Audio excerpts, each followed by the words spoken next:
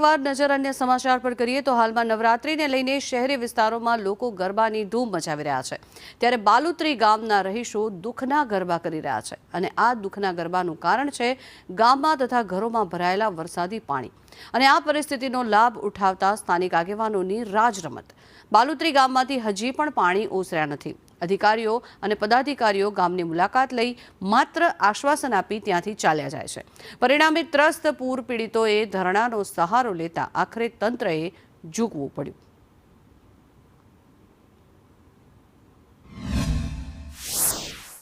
પછી સાહેબે આવી અને અમને આશ્વાસન આપ્યું, આગેવાને આશ્વાસન આપ્યું કે તમને 5 વાગે પાણીનો નિકાલ ચાલુ થઈ જશે, એ મને બાંહેધરી આપી છે।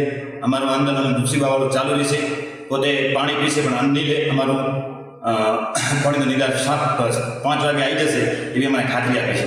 બાલુંત્રી ગામના લોકો સાથે 3 વાર મુલાકાત થઈને 3 વાર ચર્ચા કરેલ છે।